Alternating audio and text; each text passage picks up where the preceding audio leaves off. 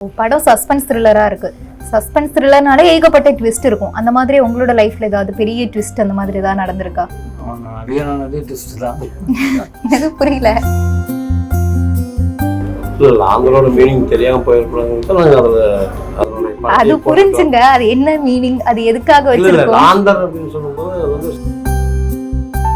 சப்பி ஃபேஸ் இப்ப கியூட்னஸ் தாண்டி இப்ப அது வந்து ரிஜெக்டட் லிஸ்ட்ல போயிட்டு இருக்கு. சப்பினஸ் ஐயோ, லைக் டைரக்டர்ஸ் ஃபோக்கஸே வந்து லீன் லீன் இல்ல, அதுல நாங்களே ஒரு நல்ல ஃப்ரேம் வச்சிருந்தோம். உங்களோட பேர் அந்த ஸ்வேதா டோரத்தின்னு இருக்குல்ல, டோரத்தினா என்னது ஆக்சுவலா புரியல. நிறைய டோரத்தட்டா நீங்க வந்து இப்போ ஒரு படம் பார்க்குறோம், ஈஸியா படம் மொக்கன்னு ரெக்கமெண்ட் போட்டுருவாங்க. அது முகத்துக்கு தெரியாது. அது உண்மையில நல்லா இருந்தா கூட நல்லா இல்லைன்னு சொல்லுவாங்க. ஆமா, ஒரு சிலர் வேணும்னே பண்ணுவாங்க. ரொம்ப கம்மியான ஆட்கள் தான் கரெக்டா சொல்றது. அவங்க மைண்டுக்குள்ள ஒன்று வச்சுட்டு ஒன்று எழுதுவாங்க. அதெல்லாம் இருக்கு. நான் அது ஆக்சுவலா என்னன்னா, எனக்கு என் பாராட்டு, என்னுடைய நீங்க சரியா பண்ணல அப்படிங்கறதெல்லாம் நான் பெருசா அந்த சைட்ல ஃபோக்கஸ் பண்றதில்ல. ஸோ உங்களுக்கு ஒரு போலீஸா இதுல நடிக்கும்போது ஏதாவது வித்தியாசமான லைக் இது வரைக்கும் யூஸ்வலா ஒன்று நடிச்சுட்டு இப்போ ஏதாவது புதுசா ஒரு எக்ஸ்பீரியன்ஸ் உங்களுக்கு கிடைச்சதா? நைட்டு நல்ல எக்ஸ்பீரியன்ஸு ஷூட்டிங். நியூஸ் தமிழ் நேயர்களுக்கு வணக்கம். இன்னைக்கு நம்ம கூட லாந்தர் மூவி டீம் தான் இருக்காங்க. ஸோ வணக்கம், எல்லாரும் எப்படி இருக்கீங்க? நீங்க எப்படி இருக்கீங்க? நான் ரொம்ப நல்லா இருக்கேன். ஓகே, இப்போ லாந்தர்னு படத்துக்கு ஒரு டைட்டில் வச்சிருக்கீங்க. இதுவே ரொம்ப டிஃப்ரெண்டா இருக்கு. நிறைய பேருக்கு லாந்தரோட மீனிங் என்ன அப்படிங்கறதே இன்னும் தெரியாம இருந்திருக்கும். ஸோ எதனால இப்படி ஒரு டைட்டில் வச்சிருக்கீங்க?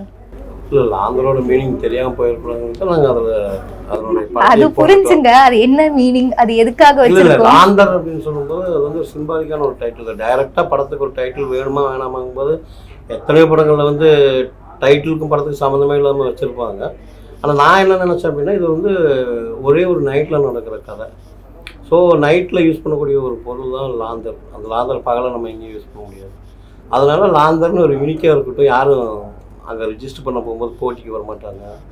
அதுபோல் அந்த லாந்தர்னு சொல்லும்போது கொஞ்சம் யூனிக்காக இருக்கும்போது அதே ஒரு ஈர்ப்பாக இருக்கும் என்ன அப்படிங்கிற மாதிரி. அதனால அந்த லாந்தர்னு ஒரு டைட்டில் வச்சேன். என்னோடய முதல் படத்துக்கு வைக்கணும்னு நினச்ச டைட்டில். அது மாறி விடிமுறை காத்துன்னு ப்ரொடியூசர் வைக்க சொல்லி வச்சுட்டேன். இந்த கதைக்கும் அதே டைட்டில் நல்லா இருக்குங்கிறதுனால ப்ரொடியூசர்கிட்ட கேட்டால் ஓகே பண்ணார். அதனால வச்சுருக்கேன். ஓகே, இப்போ வித்தார்த் சாரோட அறிமுகம், உங்கள் ரெண்டு பேருக்குள்ள அந்த அறிமுகம் எப்படி இருந்துச்சு? வித்தார்த் சார் வந்து நான் முதல் படம் விடிமுறை காத்திருக்கு அவரை தான் கேட்கணும்னு நினச்சிட்டு இருந்தேன். ஆனால் ப்ரொடியூசர்ஸே இல்லை. நான் கூப்பிட்டு பேசும்போது அவர் சில ஆர்டிஸ்டெல்லாம் ரெக்கமெண்ட் பண்ணார். அந்த இடத்துல நம்ம வந்து நமக்கு பிடிச்ச ஆர்டிஸ்ட்னு சொன்னால் அது அங்கேயே ஒரு கான்ட்ரவர்சி வந்துடும்னு சொல்லிட்டு நான் அதை பற்றியே பேசவே இல்லை. அவர் எந்தெந்த ஆர்டிஸ்ட்லாம் சொன்னாலும் அவர் சொன்ன ஆர்டிஸ்ட்கெல்லாம் நல்ல பிள்ளையாக போய் கதை சொல்லிவிட்டு வந்தேன். அந்த ஒரு டைமில் எனக்கு வேறு யாரும் கரெக்டான டேட்டில் செட் ஆகும்போது இப்போ நானாக சொன்னேன், சார் விதார்த் சாரே போகலாம்ல அப்படின்னு. ஏங்க இது முதல்ல நீங்கள் சொல்ல வேண்டியதானங்க அப்படின்னாரு. இல்லை சார், நீங்கள் வேறு ஆர்டிஸ்ட் சொல்லும்போது நான் சொன்னால் அது உங்களுக்கு ஏதாவது இதாக இருக்குன்னு இல்லை. இல்லைங்க, அருமையான ஆர்டிஸ்ட்டு, நீங்கள் போய் சொல்லுங்கள் அப்படின்னாரு. உடனடியாக சாரை கான்டாக்ட் பண்ணி சொன்னேன். கதை கேட்டோன்னே அவர் சொன்னார் ரொம்ப நல்லா இருக்கு, நான் பண்ணுறேன். அப்படி தான் ஒரு அறிமுகம். ரெண்டாவது இவர் வந்து நாங்கள் ராட்சசன் டைம்லேயே வந்து எங்கள் டைரக்டரோடு சேர்ந்து அந்த கதையெல்லாம் இவர்கிட்ட சொல்ல போயிருக்கும்போது அவர் சொல்லியிருக்காரு இவரை பற்றி. நான் வந்து முண்டாசுப்பட்டி முடித்த உடனே அந்த கேப்லேயே இவருக்கு கதை சொல்கிறதுக்காக முயற்சி பண்ணேன். அப்போ ரொம்ப பிஸியாக இருக்கும்போது இப்போ பண்ண முடியாது பிரதர், கண்டிப்பாக நம்ம ஃப்யூச்சரில் பண்ணலான்னு ஒரு வார்த்தை அப்போ சொல்லியிருந்தேன் 2014 அந்த டைமில். ஸோ அதுவும் என் மைண்டில் இருந்தது. ரொம்ப நல்ல ஒரு எண்ணம் பதில் பண்ண முடியாதுன்னு சொல்லாமல் ஃப்யூச்சரில் நம்ம பண்ணலாம்னு சொன்ன ஒரு வார்த்தை. அதனால் அவர்கிட்ட நான் போனேன். அது அந்த படமும் இந்த படமும் அவரை வச்சு பண்ணணுங்கிறதுல நான் ரொம்ப சாட்டிஸ்ஃபைடு. ஓகே, இப்போ படம் சஸ்பென்ஸ் த்ரில்லரா இருக்கு. சஸ்பென்ஸ் த்ரில்லர்னாலே ஏகப்பட்ட ட்விஸ்ட் இருக்கும். அந்த மாதிரி உங்களோட லைஃப்ல ஏதாவது பெரிய ட்விஸ்ட் அந்த மாதிரி ஏதாவது நடந்திருக்கா? நிறைய ட்விஸ்ட் தான். எனக்கு புரியல. ஆக்டரானது ட்விஸ்ட் தான். என்னங்க இப்படி சொல்றீங்க? நிறைய படத்துக்கு கேரக்டர் ரோல், ஹீரோ அப்படி இப்படின்னு பண்றீங்க. ஆக்சுவலி நடிக்க ஊரில் படிக்கும் போதுலாம் நடிப்பு மேல எல்லாம் ஒரு பெரிய ஆர்வம்லாம் கிடையாது. ஆர்வம் இருந்திருக்கலாம் சொல்லி, ஆனால் நம்ம போய் ஃபிலிமில் ஆக்ட் பண்ணுவோம் அப்படிலாம் கிடையாது. ஏன்னா அதெல்லாம் ரொம்ப தூரம் அது பெரிய விஷயம் அப்படின்னு தான் இருந்தது. அப்படி இருக்கும்போது நான் வந்து ஆக்டர் ஆகி அதுவும் அப்படி நான் நடிக்க வந்த போது கூட ஏதாவது ஒரு சின்ன கதாபாத்திரம், மாதம் ஒரு 10-15 ரூபா சம்பாதிச்சா போதும், இன்னும் லைஃப் செட்டில்டு அப்படின்னா உள்ளே வந்தது. சரி, அப்புறம் கேரக்டர் பரவாயில்ல கொஞ்சம் வில்லனாக நடிக்கலாமே அப்படின்னு ஒரு ஆசை வந்தது. ஆனால் திடீர்னு ஹீரோவெல்லாம் நான் கற்பனை கூட பண்ணி பார்க்கல. நான் நினச்சி ஹீரோவா ஆக்சுவலாக மைனாக்கு ஹீரோ தேடும்போது கூட நான் வேற ஆளை தான் ரெஃபர் பண்ணி பேசியிருக்கேன். எனக்கு வேண்டாம் வேற ஒருத்தங்களை எனக்கு வேண்டாம் நீ அப்படி சொல்லுவா. நமக்கு வந்து இந்த மாதிரி ஹீரோ தேடுறாங்க அப்படின்னா சார் நாலடின்னு நான் சொல்ல, நான் ஹீரோ வேறப்பா சார் பிரபு சார் வந்து படம் எடுக்கிறாங்க, ஹீரோஸ் யாராவது போய் பாருங்க அப்படிதான் சொல்லியிருக்கேன். அதே மாதிரி தொட்டுப்பார் படம் பண்ணும்போது கூட அந்த நந்து வந்து அதில் ஒரு கேரக்டர் நடிக்க தான் போனேன். கேரக்டர் நடிக்க போனவங்க கூப்பிட்டு ஹீரோ ஆக்கி விட்டாரு. இதுலேயும் அதை பார்த்து இருந்துச்சு உங்களுக்கு? நான் அதை நடிக்கிறது தான், அவ்வளோதான். இதுலாம் ஒரு ஆக்சுவலாக உண்மையை சொல்ல போனால் நான் ஆக்ட் பண்ணிட்டு மைனா முடிஞ்சு அது மிகவே அல்ல, உண்மை அதுதான். மைனா முடிஞ்சு ரிலீஸ் ஆகி ஹிட் ஆகிடுச்சு. நான் மைனா முடித்தோன்னு என்ன நினச்சேன், மைனா முடிச்சு திருப்பி தியேட்டருக்கு போயிடுவேன், சினிமா முடிச்சுட்டு இப்போ ஒரு படம் நடிச்சுட்டு நான் நாடகத்துக்கு தானே போய் நடிக்கிறேன். அது மாதிரி இருங்க ஒரு 6 மாதத்தில் படம் முடிச்சுட்டு வந்துடுறேன், வந்து அடுத்த நாடகத்துக்கு வரேன்னு. அது 6 மாதம் 1 வருஷம் ஆயிடுச்சு. சரி முடிச்சுட்டு வந்தோன்னா சரி ரிலீஸ் ஆகிட்டோம், டக்குன்னு தியேட்டருக்கு போகலாம், அடுத்த படம் வந்துச்சு, அதை முடிச்சுட்டு போயிடலாம் அப்படிதான் இருந்தது. ஆனால் சினிமா தான் நம்ம லைஃபையே மாற்ற போகுது அப்படின்னா எனக்கு இல்லை. அதுக்கப்புறம் இப்போ சினிமா மேலே ரொம்ப கவனம் செலுத்துகிறோம். ஆனால் எனக்கு அந்த டயத்தில் வந்து வேலைக்கு முடிச்சா வீட்டுக்கு போகும்ல, அது மாதிரி முடிச்சுட்டா நான் தியேட்டருக்கு போயிடுவேன், அப்படிதான் எனக்கு தோணுச்சு. இப்போ நிறைய ஹீரோவா நடிச்சதுக்கப்புறம் நிறைய பேர் என்ன யோசிப்பாங்கன்னா, நான் ஹீரோவா பண்ணிட்டேன், இனிமே நான் கேரக்டர் ரோல் பண்ணணுமா, அது சரிப்பட்டு வருமா அப்படின்லாம் நிறைய பேர் யோசிப்பாங்க. நீங்க அப்படி யோசிச்சிருக்கீங்களா ஏதாவது? எனக்கு ஆக்சுவலாக 2 நடிக்க தான் கூப்பிட்றாங்க. ஹீரோவானாலும் நடிப்பேன், கேரக்டராலும் நடிப்பேன், 2 நடிப்பு தானே. நான் ஹீரோவோட எனக்கு சாரி நான் தப்பாக பேசிட்டு இருக்கேன்னு நினைக்கிறேன். நான் ஹீரோங்கிற தாட்டு எனக்கே கிடையாது பொதுவாக. நான் வந்து ஆக்டர், அவ்வளோதான். ஹீரோ அப்படிங்கிறது வந்து என் பொண்டாட்டிக்கு என் பிள்ளைக்கு தான் ஹீரோ. நான் சினிமாவில் வந்து ஒவ்வொருத்தர் இப்போ நம்ம ஹீரோ தான் இருக்கோம், அது நான் அதுக்கு வரல, எனக்கு அது மைண்டே கிடையாதுன்னு சொல்ல வரேன். எனக்கு அதில் அந்த ஃபோக்கஸ்டு ஸ்டார் ஆகிட்டோம், நம்ம அடுத்து இது பண்ணோம் அது பண்ணோம் அப்படிலாம் இல்லை. எனக்கு ஒரு ஆர்டிஸ்டா எப்பவுமே இருக்கணும். ஆமாம், அதுதான் இல்லை. இப்போ நீங்க பாத்தீங்கன்னா ஃபர்ஸ்ட் உதயநிதி ஸ்டாலின் ரொம்ப முன்னாடி நீங்க சின்ன குழந்தையா இருக்கும் போது நினைக்கிறேன், உதயநிதி ஸ்டாலினுக்கு சிஸ்டரா இப்படை வெல்லும் படத்துல நடிச்சிருக்கீங்கன்னு நினைக்கிறேன். ஸோ அந்த டைம்லலாம் அவரு கூட ஏதாவது மெமரபிளான மொமெண்ட் ஏதாவது இருக்கா? நிறைய இருக்கு. லைக் மூவில வராத நிறைய எடிட் பண்ணதும் நிறைய இருக்கு. லைக் அவங்க கூட சாப்பிட்டது ரொம்ப அந்த டைம்லலாம் ரொம்ப ஜோயலாக இருப்பாங்க சார். உதயநிதி சார் வந்து ரொம்ப அம்பிளான person. Like will be so sweet. அந்த ஒரு எந்த வித டிஃப்ரென்ஸுமே காமிச்சிக்க மாட்டாங்க. So it's so sweet. Okay, இப்போ நீங்க பல ஆர்டிஸ்டா? பழைய சைல்டு ஆர்டிஸ்ட். ஆமா, சைல்டு ஆர்டிஸ்டும் இப்போ ஹீரோயினா மாறி வந்திருக்கீங்க. எனக்கு சீனியர் நீங்க தாங்க.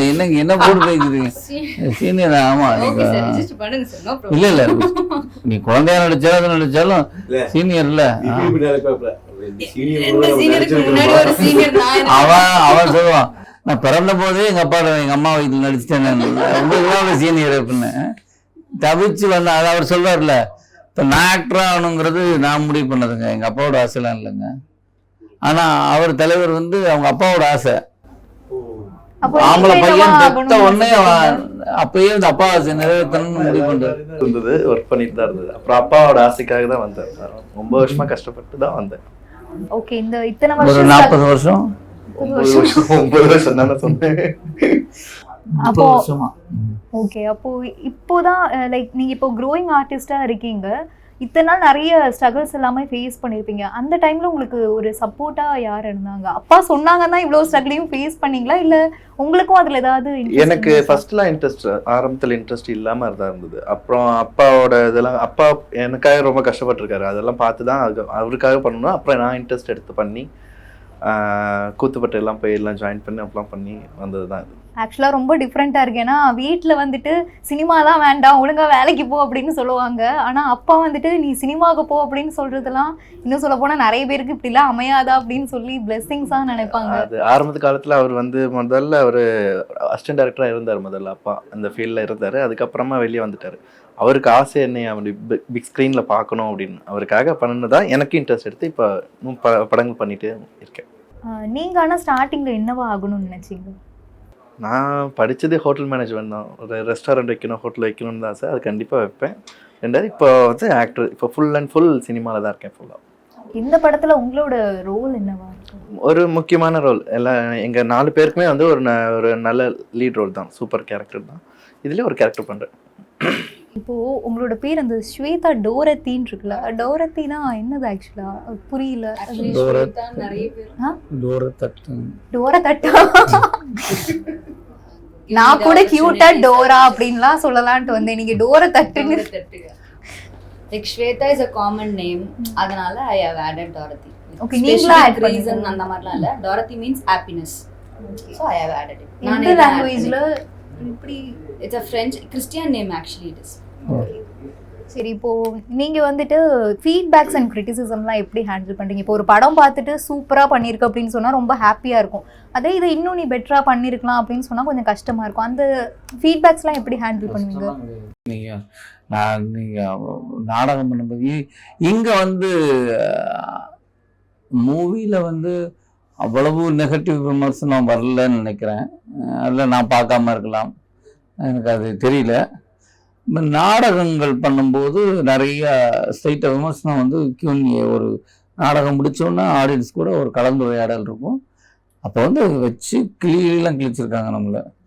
நீ என்ன நடிக்கிற, நீ நடிச்சு நான் அவரை பார்க்கும்போது அதெல்லாம் இருக்கு. அதெல்லாம் உங்களுக்கு அது எவ்வளோ பெரிய விஷயம் தெரியுங்களா?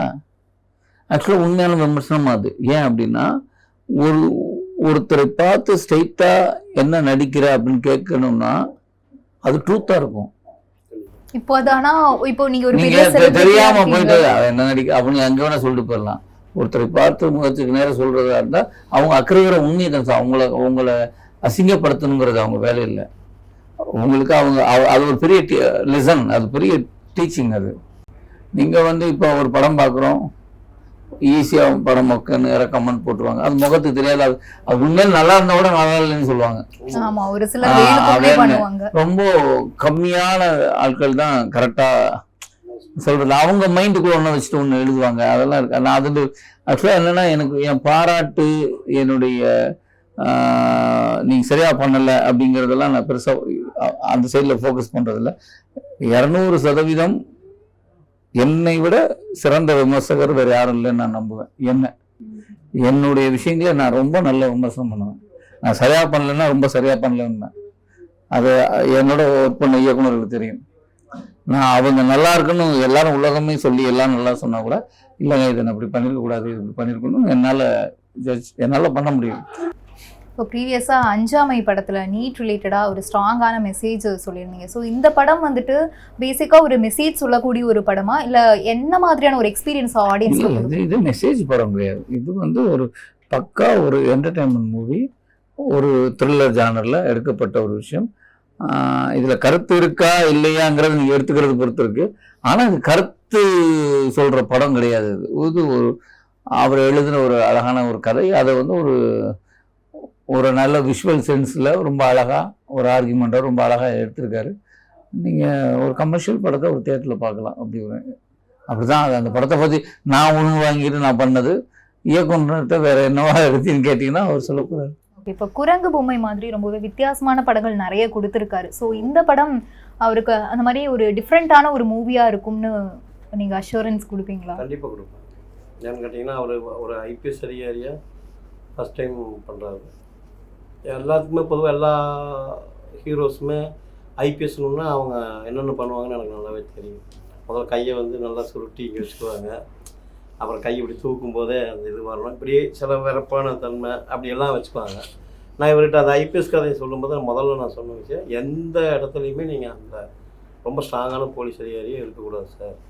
ஒரு ஃபேமிலி ஓரியண்டான ஒரு ஆளாக தான் இருக்கணும். நீங்கள் ரொம்ப ஸ்ட்ரிக்டாக கேஸுக்காக உயிரியை கொடுப்பேங்கிற ஆள் கிடையாது.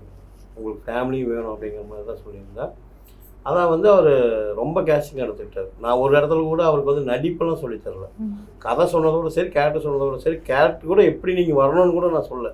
நான் வரேன் பாருங்கள், உங்களுக்கு ஓகேனா சொல்லுங்கன்னாரு. அதேமாதிரி வந்து நிற்கும் போது அது வந்து கரெக்ஷன் கிடையாது, எனக்கு ரொம்ப பிடிச்சிருக்கு சார், நல்லா இருக்குது சார், இந்த கெட்டப் நல்லா இருக்குன்னு சொல்லியிருந்தேன். அதேமாதிரி படம் முழுக்க எங்கேயுமே வந்து நீங்கள் ரெகுலராக பார்க்குற ஒரு ஐபிஎஸ் அதிகாரி மாதிரி அந்த விறப்பெல்லாம் இல்லாமல் ஒரு காமன் மேனாக ரொம்ப டீசெண்டாக பண்ணியிருந்தார். நான் அதுதான் நினச்சேன். அதை வந்து 100% நியாயப்படுத்தி நடிச்சு கொடுத்தாரு. சரி, இப்போ நீங்க இப்போ க்ரோயிங் ஆர்டிஸ்டா இருக்கீங்க. அடுத்து எந்த ஒரு டைரக்டர் கூட இல்ல எந்த ஹீரோயின் கூட படம் பண்ணணும்னு ஆசைப்படுறீங்க? அப்படி இல்லை, எந்த கதை ஓகே இருந்தாலும் எந்த டைரக்ஷன் இருந்தாலும் என்னங்க பண்றதுக்கு இப்படி ரெடியா சொல்றீங்க? தான் இருக்கேன் நமக்குன்னு ஒரு ப்ரிஃபரன்ஸ் இருக்காதா? மேலும் மேலும் பண்ணும்போது அது எக்ஸ்பெக்டேஷன் வரும். இப்போதைக்கு நான் எல்லா படங்களும் கேட்டுட்டு எல்லா கதையும் கேட்டுட்டு தான் இருக்கேன். எல்லாமே பண்ணணும்னு தான் ஆசையாக இருக்கேன். ஓகே, உங்களோடது நான் யூடியூப்ல ரேண்டமா உங்களை பத்தி சர்ச் பண்ணும்போது இந்த நேயங் காதல் செய் கரெக்டா தான் ப்ரொனவுன்ஸ் நேயங் பண்றேன். காதல் செய், ஆமா, அதுல சிம்பு தான் பாடி. சிம்பு சார் தான் பாடி. உங்களுக்கும் அவருக்கும் எப்படிப்பட்ட ஒரு ரிலேஷன்ஷிப்? அது வந்து என்னன்னா, கொரோனா டைம்ல வந்து எங்களுக்கு அது சாங் ஒன்று ஆல்பம் சாங் எடுக்கணும்னு சொல்லி ஒரு ஐடியா. அப்போதான் அந்த ஆல்பம் சாங் ரீல்ஸ் நிறைய பேர் எடுத்துட்டு இருந்தாங்க. அப்போ நான் வந்து எஸ்டிஆர் அவரை பார்த்து மீட் பண்ணி பேசணும். சரி, அப்போ உடனே ஓகே சொல்லிட்டார். ஓகே சொல்லி தான் அந்த சாங் பண்ணது. ஓகே, இப்போ நீங்க போலீஸ் அதிகாரி அதுல வரப்பாலாம் நடிச்சிருக்க மாட்டீங்க. ஒரு நார்மலா நம்ம எப்படி போலீஸை பார்ப்போமோ அதே மாதிரி தான் பண்ணியிருப்பீங்க அப்படின்னு சொல்லியிருந்தாங்க. ஸோ உங்களுக்கு ஒரு போலீஸா இதுல நடிக்கும்போது ஏதாவது வித்தியாசமான லைக் இது வரைக்கும் யூஸ்வலாக ஒன்று நடிச்சிட்டு இப்போ ஏதாவது புதுசாக ஒரு எக்ஸ்பீரியன்ஸ் உங்களுக்கு கிடைச்சதா? நைட்டு நல்ல எக்ஸ்பீரியன்ஸு, ஷூட்டிங் புரியல. நைட்டு, படம் முழுக்க நைட்டு, ஓகே, அது ஒரு எக்ஸ்பீரியன்ஸு. மித்தபடி வந்து எனக்கு என்னென்னா, போலீஸ் கதாபாத்திரத்திற்காக தனியாக நான் மெனக்கடலைங்க. ஏன்னா அவருக்கு எனக்கு நாட்கள் கம்மிங்கிறத மீறி அவருக்கு தேவையானதே ஒரு காமன் மேனோட விஷயந்தான். அதனால் எனக்கு அந்த கதாபாத்திரத்தை புரிஞ்சுக்கிட்டா போதும். அதுக்காக நான் தனியாக போய் இதுக்கு நான் வந்து 6 பேக் எடுத்தேன், இல்லை ஒரு பெரிய ஆக்ஷன் பிளாக் ஒன்று பண்ணேன், இல்லை இதுக்கு ஃபிட்டாக போனேன், அப்படி ஒரு வாக்கிங் மாற்றேன், அப்படிலாம் இல்லை.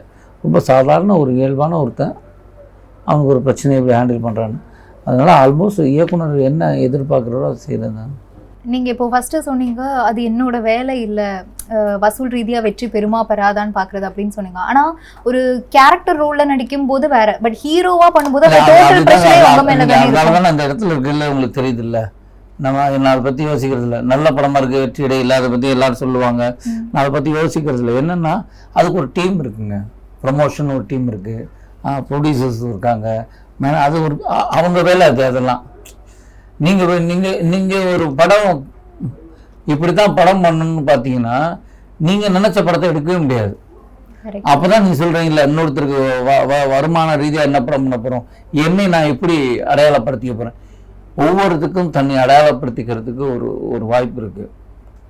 ஆனால் அந்த வாய்ப்பை யாருமே பண்ணுறதில்ல.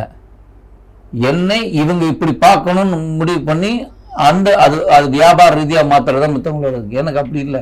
எனக்கு என்ன பிடிக்கும், நான் என்ன மாதிரி ரசிகன், நான் என்ன மாதிரி ஆள் அப்படிங்கிறத என் படம் தீர்மானிக்குது, நான் பண்ணுற படம். அப்போது என்னோடய சிந்தனை அதுதானே.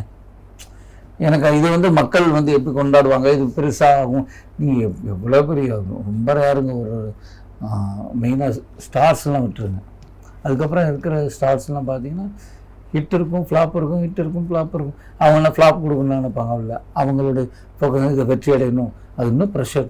நீங்கள் வந்து ஒரு ஹீரோ வந்து சக்ஸஸாக இருக்கிறாரு அப்படின்னா அது எவ்வளோ பெரிய ப்ரெஷர். கண்டிப்பாக ஒவ்வொரு நாளும் ஒவ்வொரு செகண்டும் இந்த வெற்றியோட அந்த அடுத்த வெற்றி இப்படி இருக்கணும், இந்த பட்ஜெட் இப்படி இருக்குது, இது என்ன ஆகும், பெரிய ஒரு எஃபெக்ட் போடுறாரு. நான் அதில் சோம்பேறியாக இருக்கலாம் அப்படின்னு இல்லை, பட் இந்த மாதிரியான மைண்ட் செட் எத்தனை பேருக்கு இருக்கும் இல்லை, அதையே இருக்கணும்.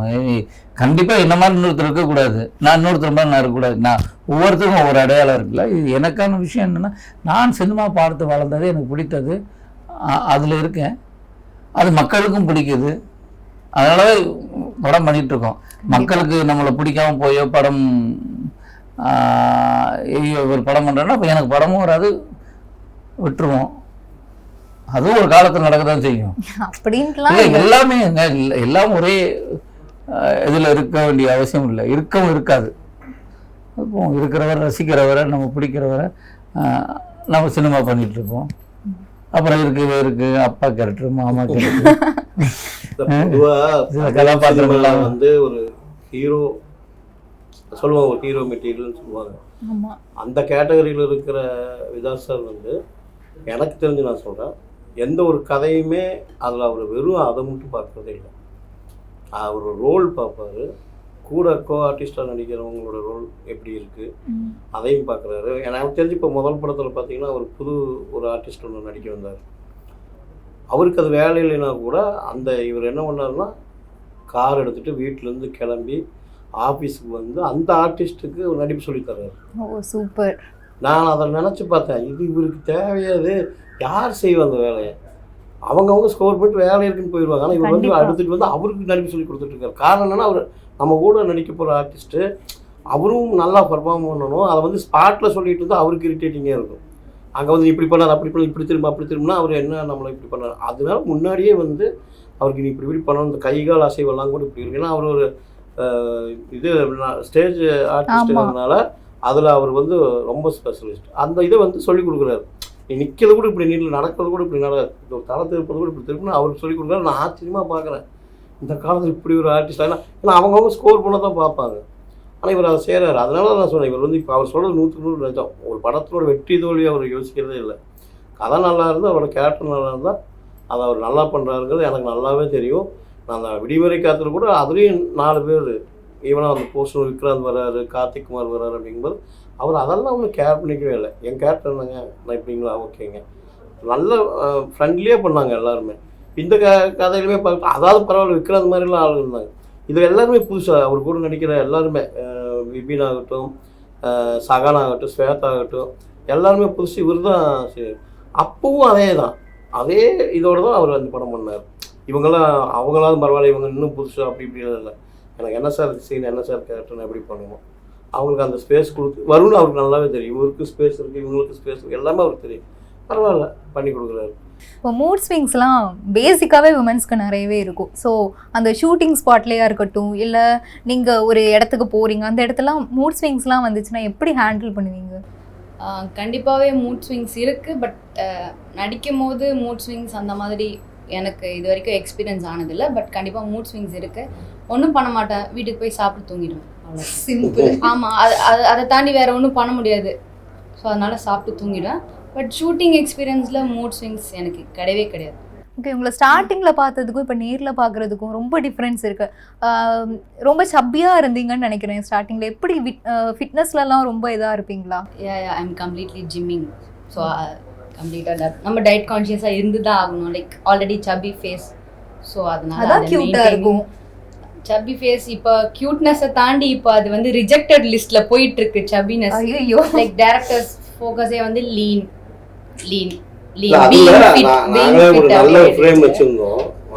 ஆக்சுவலி சாருமே லைக் எனக்கு நிக்கில் சார் தான் ரெஃபர் பண்ணியிருந்தாங்க இந்த ஃபிலிம், பிஆர்ஓ சார்.